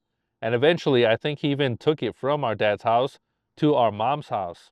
I never got to use it at all, so I don't really have any memories with the 360, especially nowhere even near the amount I have with the original Xbox. I fucking love the original Xbox. And now, as I mentioned, not only did we have an original Xbox at our dad's house, but we also had a computer, a PC. And both of these were huge, huge parts of my childhood and a huge part of who I am right now. And my love for, retro games and video games and, like preservation and archiving and just who I am. Like if it wasn't for all of this at my dad's house, I would not probably be here making these videos about games and all this stuff, right? Like it's insane how these two things shaped me into the person I am today. And so I remember going, it was either Best Buy or Walmart with my dad, and we picked up a computer desk. And so when we got home, I was watching him, kind of build it together. Like I kind of watched, I helped a little bit, but I was maybe like 5 or 6 or something, right? There wasn't much I could do with a hammer, basically, but I did help him kind of put it together. Not only that, but we also got a computer. This was kind of like the 90s, early 2000s. So when I say computer, it was like one of those with the like fat kind of like 4x3 tube like monitors, right? And it was like a desktop. And it was one of those computers where the color, it wasn't white, it was like a cream kind of color. You know what I mean? Like if you look up, it's like a generic, gray kind of cream colored PC. I wish I knew the exact model. Unfortunately, I don't.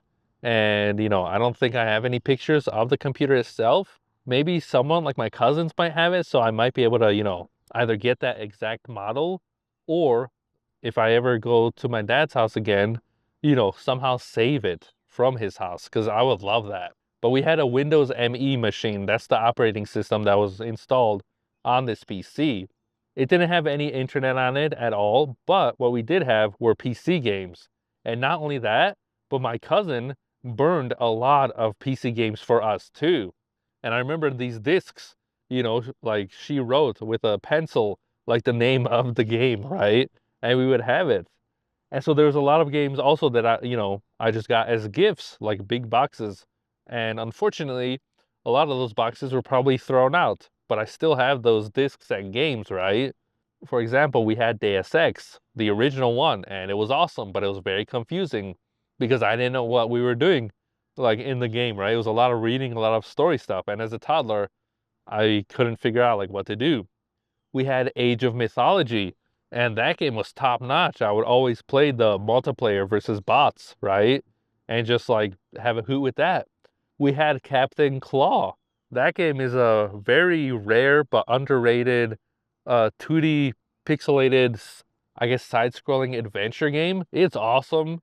Look it up. Definitely would recommend trying to play the game. Unfortunately, I think it's abandonware. It's not on Steam anymore. We also had Grunts. Grunts is top notch. It's like a claymation top down like adventure game where you make these grunts. I don't know what to call them. Like these little guys, and you tell them to do things like, "Hey, go kill this guy," or "Hey, do this puzzle." It was awesome.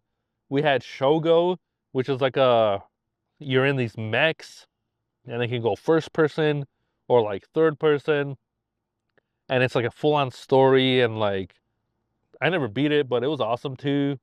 We also had Spooky Castle, and that game is top notch. It's like probably my first RPG maybe that I've played was Spooky Castle.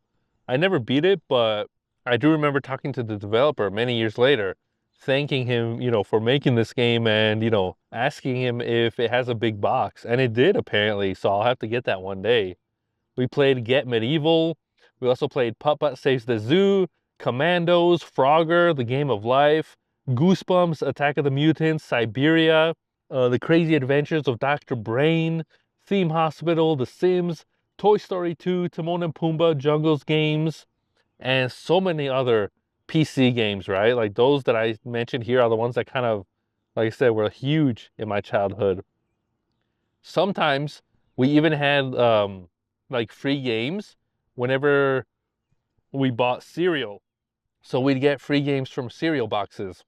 One of those were extremely goofy skateboarding, you know? And that game is awesome, as well as Captain Crunch Crunchling Adventure. They're both cheesy, and I'm sure you can get them running on PCs nowadays, but it was awesome. Or on the back of the Monsters Inc. VHS, right? Like the tape. There was also a copy of the Monsters Inc. Pinball Panic game. Like a lot of time at my dad's house was spent on the Xbox or the PC whenever we weren't forced, to go outside. Like I said, whenever I think of my dad's house, I think of all of these memories, but mainly it was playing and experiencing all of these games on the original Xbox and the PC, right? I would love to be able to like have these games and the original Xbox as well as that PC. I remember asking my dad like many years later, but to this day, I'm not sure what he did with them, but hopefully maybe he still has them somewhere in storage because I would love to save them, right? I don't want them to get thrown out. They're a huge part of our childhood. And I don't know, I just want to have them preserved too. Like they might not be important to him, but they are to me and to my brothers, right? Not only that, I also watched some of my favorite movies at my dad's house. So I watched Monsters Inc. for the first time and I love it. Tarzan, Mulan, right? These three movies are my favorite movies of all time. Timon and Pumbaa, One and a Half, the original SpongeBob SquarePants movie, the Simpsons movie, Forgetting Sarah Marshall, right? All of these movies I still talk about to this day. There was even one time when both my dad and I and my brothers, we were all on the air mattress watching Samurai Jack, right? And then I think that finished or something. And then Pee-wee's Big Adventure, like the movie started playing. By now, everyone kind of fell asleep, but I kept watching the movie. And then I remember this movie standing out because the Large Marge scene happened. And that was like that jump scare. And it jump scared me and I was terrified to go back to sleep. Like it gave me a heart attack. So I have that memory too, right? At my dad's house. I also remember he had a TV channel called Nick Network.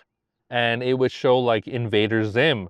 That's how I got introduced to that show, one of my favorites, Action League Now. That show is really cheesy and funny, and I love that show too. There's also Thumb Wars, right? Where it was like wrestling, like they had googly eyes and masks, and it was like a Thumb Wars, like a live action Thumb Wars thing. We sometimes even stayed at like hotels, and I remember being introduced to a channel that would play Gargoyles or Sonic Underground and Mummies Alive, right? I love Gargoyles. Like I rewatched it last year, the entire series, and it still holds up to this day. And it was all introduced at my dad's house, right? Many years later, I started getting into editing and YouTube, right? And I remember I actually bought a camera myself so I can start, making videos and stuff. And one of my first videos that I recorded was of that kitten that I mentioned at my dad's house, right? It's like only a few seconds long, but I wish, had I known now, like how much I like to just record random events and random, experiences in my day and life and whatever, and pictures. I wish I would have done that back then to show, us playing on the original Xbox and, just having these memories because I don't have that aside from a few pictures, unfortunately. And so anyways, what ended up happening, I was recording one of my cheesy action videos and that camera actually broke. It fell down the stairs and it stopped working. And so I remember when I finished high school, I asked my dad if maybe I can get a DSLR camera. Would that be nice? Originally, he said no and he completely refused it, but my aunt convinced him that, he's turning 18 and he's finishing high school and, this will be a nice gift. It's awesome. And so my dad actually ended up buying me a Canon 7D camera as a gift. And I was very happy. I was like, oh, this is so cool. I can, keep making my YouTube videos. But he did say like, I have to pay him back for it. And I was always confused by that. I was like, I thought this was a gift. What do you mean I gotta pay you back? You know what I mean?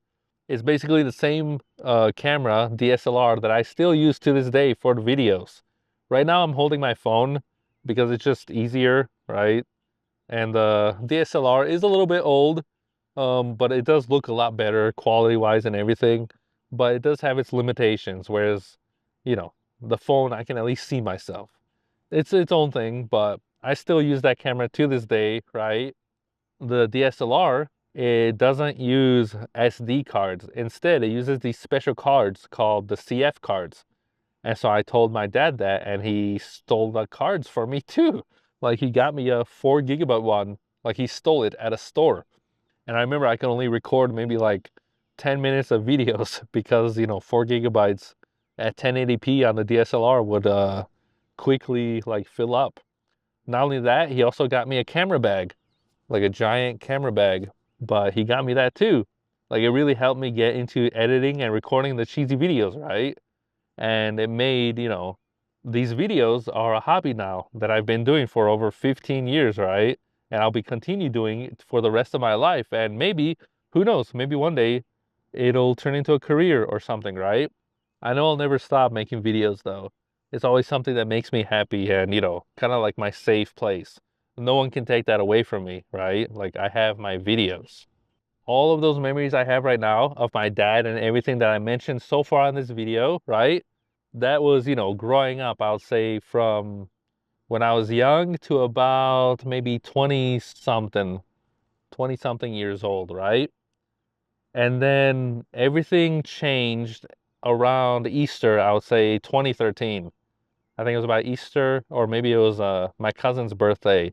I can't remember.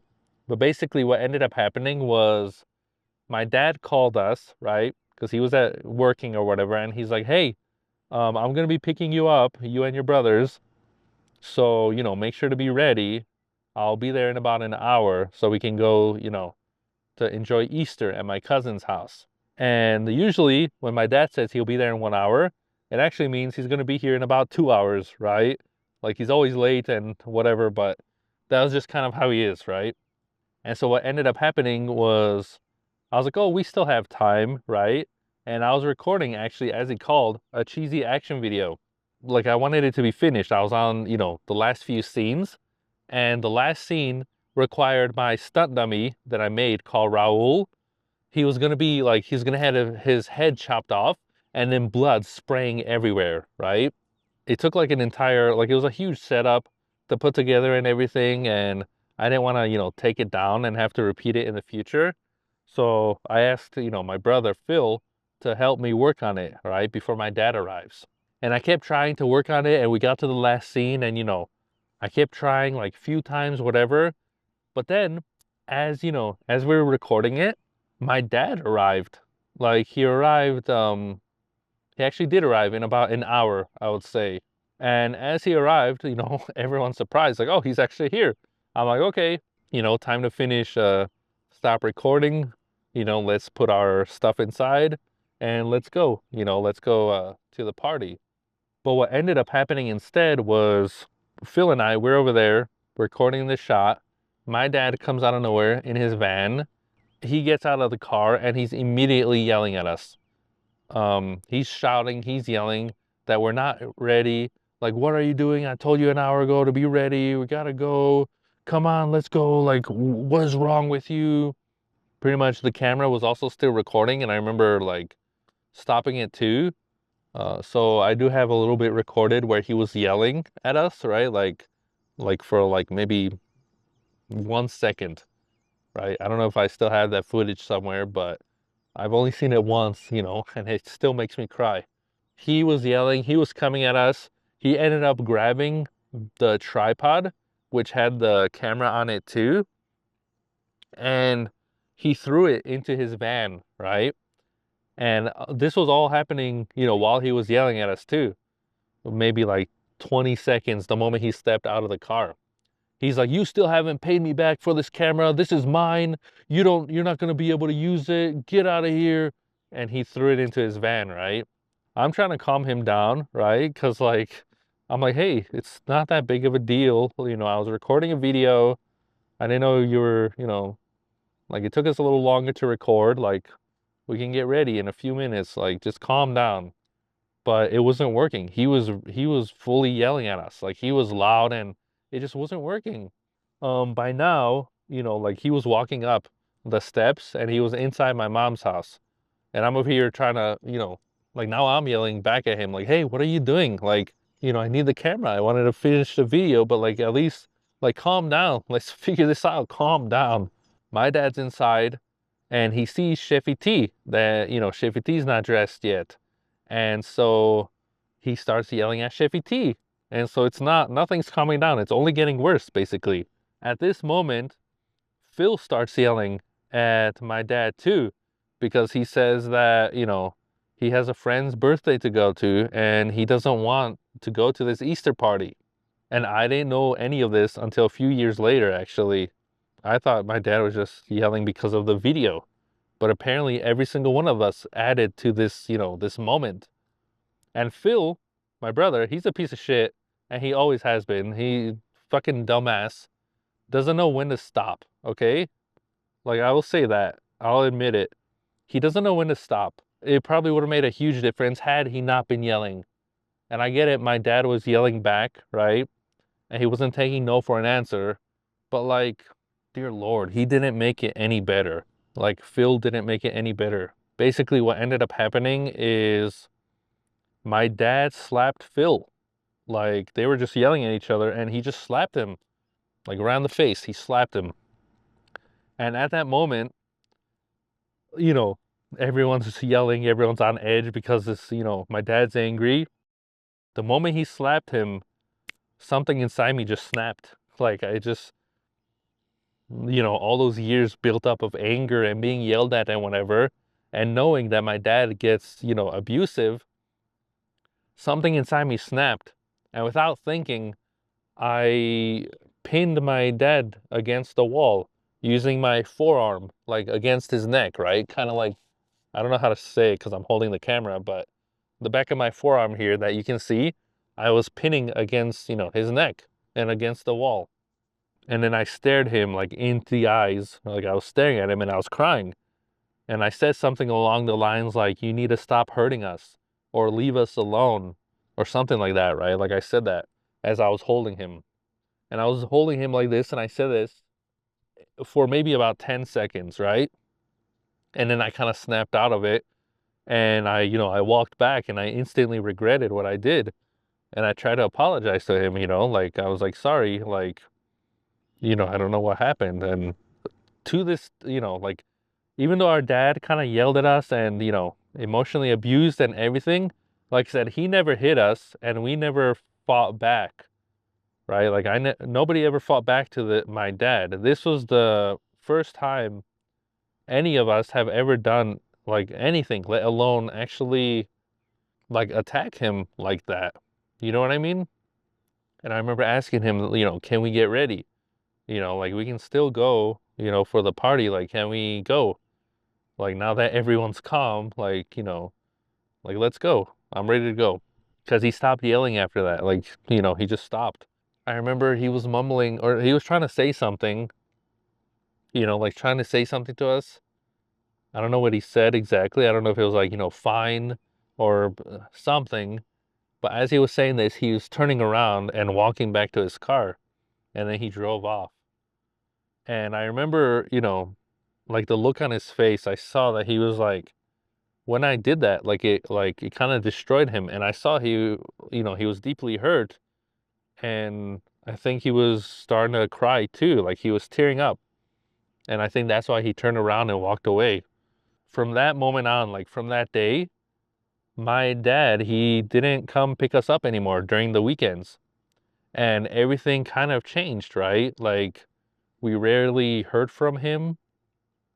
I haven't seen him in over maybe 10 years or something, but he would sometimes send like birthday or Christmas messages on Facebook, right? Like everything just kind of changed from that moment. Like he created like a crack and it completely divided us. It feels like that probably would have happened eventually, like with everything that's built up. I don't know. I still regret it, right? Like I regret it every single day that I did that, that I hurt him like that. And I know, if anyone's still watching this video and, you heard all the stories of my dad being abusive and whatever, and you're like, yeah, he deserved it. Nobody deserves to get hurt, you know? I remember after that, like everything just kind of changed and there were no more, weekend visits, no more playing Xbox at his house, no more, seeing my cousins on holidays or anything. None of that. Like he like disappeared basically. I remember one time, I think it was like Phil's birthday, and he said he was outside with a cake for Phil. And we were all excited because at this point we haven't seen him for maybe a year or something. And so we went outside to go, try to reconnect with him, right? Like say hi and whatever. But when we got there, my dad was nowhere to be found. Like he was gone. All that was there was a plastic bag hanging from the mailbox and the cake was inside. Like he just drove by to, to just leave it there. And then he left. Like he didn't even wait for a little bit just to say hi and it was like little things like that where it felt like, maybe he just didn't want to be around anymore, or maybe I hurt him on that day. And like I said, it just completely changed everything. And so one of the last memories I have seeing my dad in person, to be honest, like together, he randomly showed up at our mom's house and said that, he wants to take us to the zoo. And this was like a few years after, that incident happened, like that day. Like he brought his friend too, like that I met during our 25th high school reunion in the Slovakia trip, right? She was in the car with him too. And it was nice to see her and my dad as well, right? I recently learned that apparently, the two of them eventually, began dating and got together. So that's pretty nice. She seemed like a very nice lady. But at the time, I didn't know that, right? I was just happy to see my dad. Her too, of course, but, specifically my dad, because, like we just didn't kind of hang out anymore. Anyways, the zoo trip was a lot of fun. Like I said, it was just my dad, his friend, and then my brothers and I, right? It was just us and just hanging out at the zoo and just having a spiffy time. With that said, though, there was all like, at least for me, it just felt like there was still this kind of dark cloud above us, right? Kind of like an elephant in the room feeling. Like I wanted to talk to him about this incident at the zoo. And I wanted to apologize to him for, attacking him and basically tearing the family apart or in half, if that makes sense, right? Like I felt guilty. Like I regretted every single day. And I feel like it was my fault for like doing that and kind of forcing him to leave, basically. But for whatever reason, I just couldn't find the courage to bring it up, right? Like we were having this nice moment, this nice memory at the zoo together, and I didn't want to ruin it by bringing up, this memory that I felt like, hurt him very deeply, especially with, with his friend there, right? I didn't want to bring it up. Life continued on, and, I'm over here just trying to figure my own stuff out. I don't really use Facebook anymore, and I also didn't have a phone for like the past like 10 years. So contact with my dad was very limited.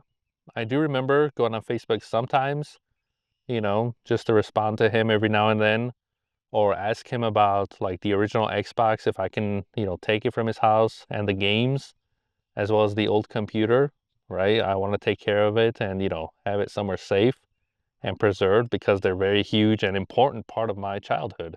But he never really responded to those kind of messages, right? Kind of just brush it off. Maybe he was busy or maybe he just didn't have it anymore, but he just never, he never told me what happened to them. We also learned apparently because of his diabetes, he had to have his leg cut off. So he was missing a leg now. And I remember back in the toddler days, his one leg, he had a hole at the bottom of his leg. But it was weird. Like he showed it to me once. Like imagine here's a leg. He had a hole like right here, like a giant, like actual hole. And it was very deep. It was maybe like, I would say maybe like that deep, right? And it was just like a circle and it was just like empty. Like something was like eating away or something, decaying basically. It was weird. And so I guess maybe it eventually went all the way up and it got to a point where they had to chop his leg off. So that was pretty hardcore, like, we haven't heard from my dad in a while. And the next thing I know, he sent, Phil a message that they had to take his leg off. And we're like, whoa, that's random, but also like, hello, nice to see you again, right? After so many years, or hear from you again. And this was the new normal, right? There were no more like trips, together. There was no more, like picnics or going to his house or nothing. Like, and at this point, my brothers and I, we're also adults now, right? Like we've grown and it just completely, like it felt like that one incident completely destroyed everything, right? And it tore, like I haven't spoken to or seen that side of my family for over 10 years now. And it's haunted me, right? Like I felt guilty every single day, even now, to this day, right? Like I feel like I was the one that did that. I realize now that everyone had their own parts in this, but that didn't help in any way, but like I was the one that like, attacked him and like it feels like I was the one who was the main person to blame if I'm being honest. Anyways, in November 2023, my partner mentions to me how it would, probably help me a lot to reconnect with my dad and that side of the family, right? Like it'd be beneficial for me because I haven't seen him in so long and, I care about my dad obviously, but I was just scared that he hates me, for hurting him that one day and he doesn't want to see me anymore and, he left because maybe he started a new life and he just doesn't care anymore, right? Like that regret and fear has always been in the back of my mind every single day since that happened. But I ended up, she convinced me and I ended up sending him a message anyways. He told me that he lives in Slovakia and he has all these little animals and stuff and all that stuff. And, I share pictures with him, like where I've been, what I'm doing. And then I also finally apologized. I got the courage and I apologized to him for attacking him all those years ago, right?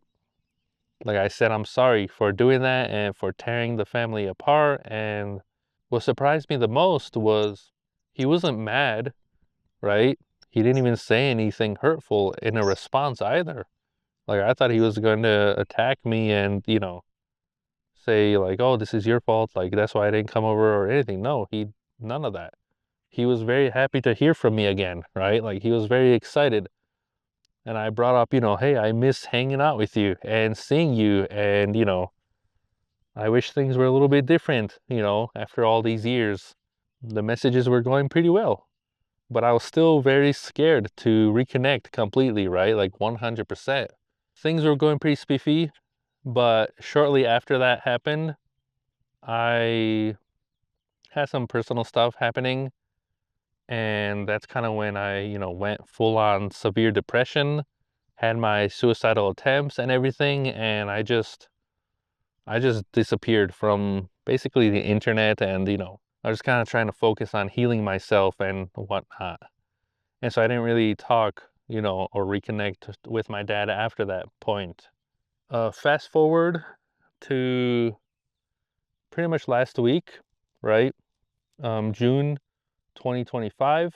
I'm just over here. I went to MTZ's wedding, made him a mask, or the helmet, I mean, like the Metroid helmet, and I'm just enjoying my summer vacation, right? And then I get a message from Chevy T saying that my cousin stopped by his work trying to find his, like phone number and just to connect with him.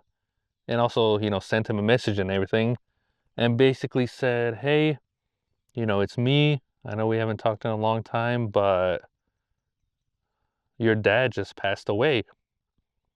And I thought, you should know. And the funeral is in a few days in Slovakia. And I remember Shifty sent me that message, and it completely like I was having a, everything was normal, like I said, like a fine day, whatever. And then he showed me that, and I like at first I couldn't believe it. I'm like, wait, what do you like? When I read it, I was like, what? Like out loud, I said that, like what? That was my first reaction.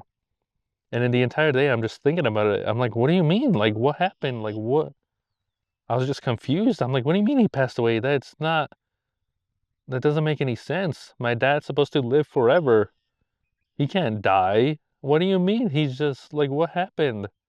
I didn't have enough money, about like $1,400 to get a plane ticket, right, to Slovakia and attend the funeral in like 2 days after we learned he passed away. But Phil luckily had some saved, so he was able to go there himself. And then he came back and, he called me and I asked him, like, what happened? Like, what happened to my dad? Like, or our dad? Like, is he gone? Like, is he actually gone? And he said, yeah, like, I was at the funeral and my dad, like, I was afraid that my dad ended up killing himself or something, right? That maybe he regretted, that incident too, as much as I did. And, and he was alone or something and he ended up killing himself or something. Like, that's what I feared. I'm like, just, tell me what happened. My cousins, uncles, and aunts, they were visiting Slovakia this month. Just a coincidence, right? They were just visiting, just so happened to be there. My cousin was grocery shopping, right? And she was trying to contact my dad, like, hey, you want something, some food, or I don't know what it was, but she tried to contact him, but he wasn't responding. And so she quickly went back to his house to figure out like what's going on. And what ended up happening is apparently she got there and my dad was just vomiting, like uncontrollably, just vomiting all over the ground and just nonstop. It wouldn't stop. And so she called the ambulance. They got him, they tried to help him out and everything. And, they tried for like 40 minutes apparently to like try to help him and whatever. And it just didn't work. Unfortunately, he passed away. And we believe it's like something to do with his diabetes, probably something to do with that. Maybe he didn't have his insulin, or maybe there was too much. I don't know. I don't know how it works. I don't know. I don't know if there's going to be an official autopsy or, what happens, but my dad passed away, right? And so I'm recording this now. It's the first Father's Day. Just so happens to be like about 1 or 1.5 weeks later since he passed away, right? First Father's Day since he's gone. Even though I didn't really um, hang out or talk to or, spend time as much as I would have liked to with my dad in the past 10 years. And even though he left the United States to live in Slovakia, apparently from what I learned, right? Like he has a little house there now. I always hoped that one day we would reconnect, right? And Phil was hoping, he was going to go there to Slovakia this month and try to reconnect and everything, right? Like I always knew like, okay, he's in Slovakia, but there's always possibility to, reconnect. Like, we might not be able to bring back all those 10 years, but we still have a future together, right? We can still make things better. But now that's gone, right? Like there is no reconnecting anymore. Like my dad's gone and I can't um when I learned how he passed away, I was angry. I was so angry and I have trouble sleeping, but it's even more hardcore now in these past like week, I would say. And I was just angry. I'm like, what a like like I said, he's my dad and he's supposed to live forever, right? What a stupid way to die. I don't know how to explain. I don't know if that makes sense, but like what a dumb thing to take him, right? And then like I said, I just been angry. Like it makes no sense. Like how could he just leave? Like I mean, it wasn't his choice, but like how could he just be gone? Right? I have all these memories I just shared in my video, right? This I'm just recording all of these memories, right? Both good and, also negative and whatever, but like there's still memories that made me who I am, and that's still my dad. He may not be the best dad, but he did the best with what he had, and I'm sure he loved us too, and he cared for us, even if sometimes he wasn't able to show it.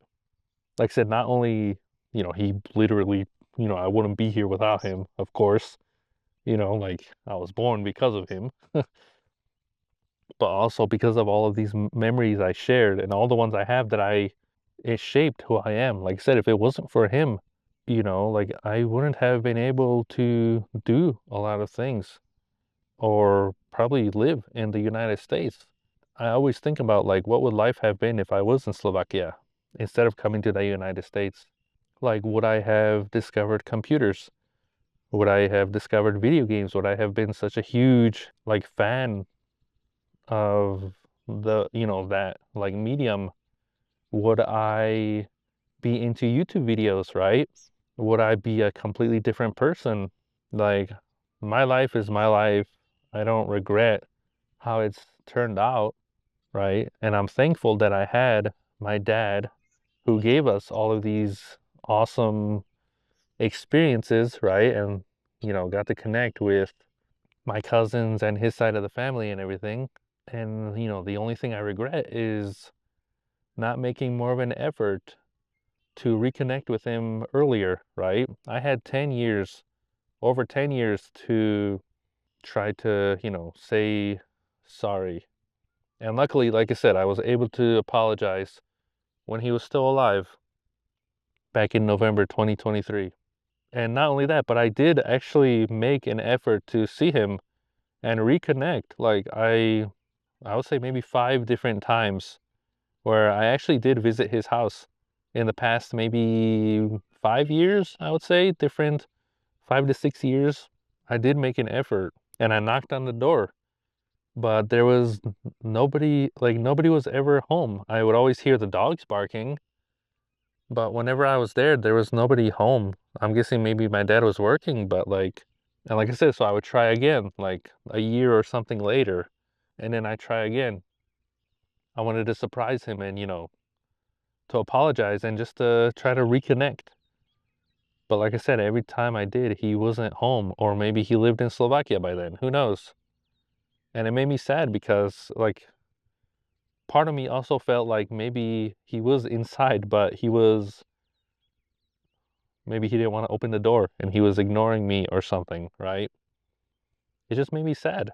And like I said, I regret not closing the, you know, like fixing that gap and healing what was hurt all those years ago. Since my dad's passed away, though, I have, contacted his side of the family again and, just sending messages, just talking, saying, hey, I don't really use Facebook, and I haven't had a phone in the past 10 years. So it's on me that I haven't reached out to anyone, but I've mainly just been scared, basically, that everyone from that side hates me, or maybe they have their own story of what happened. And, you know, I guess rightfully so, right? We just kind of disappeared. But anyways, I hope my dad was happy, at least in the past few years when he lived in Slovakia and with, his new lady friend. Hopefully animals and all that, from what I've heard, he at least enjoyed, the time he had. I also heard that he missed us a lot and he wishes, we could have reconnected. And unfortunately, that wasn't able to happen. Out of everything I mentioned, right, all of those are awesome and everything. I think this right here is probably my favorite memory whenever I think about my dad. And so I remember being a toddler and, being at my dad's house. And I'm not sure if maybe I got something for Christmas, like a little Lego box thing for Christmas that you build together. But anyways, it was a Lego skeleton, right? I got like a little Lego skeleton, and I love that little Lego skeleton. I brought him everywhere, right? Like I would play with him outside and whatever, and it was awesome. Like so cool. He had movable arms and everything, right? One time I was playing with him outside and I lost his arm.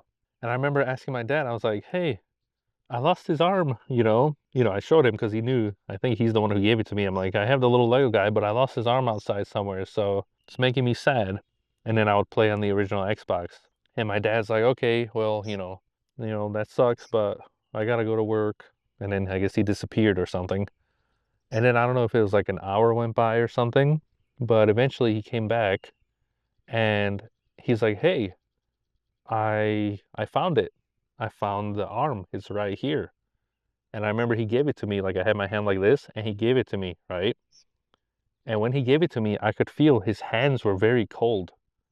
Like they were very, very cold, which told me that he was out there for a while, like looking for this little skeleton arm, right? This little Lego derpy skeleton arm that I lost in the grass somewhere. He spent who knows how long outside looking for it through the grass. You know how hard it is to find anything in this grass, let alone a little tiny Lego arm, right? Like, look at this. He spent who knows how long to the point where his hands were so cold that I noticed it when he touched, like when he placed like he spent who knows how long just doing that small little act of kindness for me. Just something, he could have bought another little Lego skeleton or whatever. But no, he looked through the grass and he found it just to make me happy. And that forever remains my favorite memory of my dad, right? And even though I never felt like I was enough in his eyes, if I'm being honest, right? Like I always felt like I was too fat or not successful or didn't make money or whatever. He never used that against me, aside from the fat thing, right? Like when I had a beard, he didn't tell me to shave it, or when I have long hair, he thought it was fine. Compared to my mom, at least, she called me homeless for years and still does. But even though he had his own anger issues and everything, he kind of accepted me for who I am, except if I was fat. That's the only thing I'll say, right? That was the huge kind of thing. And so, yeah, I don't know. My dad never really kind of brought up his like past, and I never really got to ask him about it either. So I'm sure there's a lot of stories that I don't know about, or, I'll never know what happened between him and my mom. My dad might not be the best person, but I wish I was able to tell him that I love him more often and when he was around, because I'm gonna regret this now for the rest of my life. It's different, like actually telling him, right, and showing him compared to disappearing for like the last like 10 something years. With that said, that's my dad, right? He passed away, unfortunately. I think he was maybe like 56. If you have a dad or if your parents are still around, or if you have someone maybe you haven't talked to in a long time, apologize to them while you still can. Don't take your time with them for granted. If you want to, like I said, if anything happened and you regret it or whatever, do it while you still can. That's what I want to end this video on. Like, things happen, unfortunately. My dad passed away. He was supposed to live forever, right? That's what dads do. They live forever. They're not supposed to die, right? But he did. He did. Unfortunately, unexpectedly too. And now I'll never get to tell him how much he's meant to me and, how sad I've been that, we weren't able to hang out and spend so much time together and, visit different countries or states or, just whatever. Anyways, happy Father's Day, ladies and gentlemen. That's the story about my dad, how I saw him, all the memories, or at least all the ones, that come to mind as I enjoyed my dad. And I hope everyone else has, some, parents and whoever that was able to give them kind of like a awesome, or maybe better or some kind of childhood where even if you've gone through something that's maybe not the best, right? Like I wish my dad wasn't abusive emotionally or physically. There's still parts of him that were, that were awesome. And, hopefully, like I said, he's maybe changed or, calmed down as the years gone by, but I would have never known because we weren't able to reconnect. So I just wish he was able, like, he was at least happy before he passed away, or at least fulfilled in some way, right, with what he was able to achieve in life. I know for me, though, at least I will regret for the rest of my days that I wasn't able to, reconnect and tell him how much he actually meant. So thanks for watching, ladies and gentlemen. And, if you watched the entire video, feel free to tell me. I'll probably upload this without any editing, to be honest. It's just a kind of story and just to talk about my dad and, collect all these memories I have into one place. If I ever forget it, like I said, just kind of share in my eyes who my dad was, both good and bad. So thanks for watching, everyone, and see you in another video. Goodbye, everybody. Goodbye.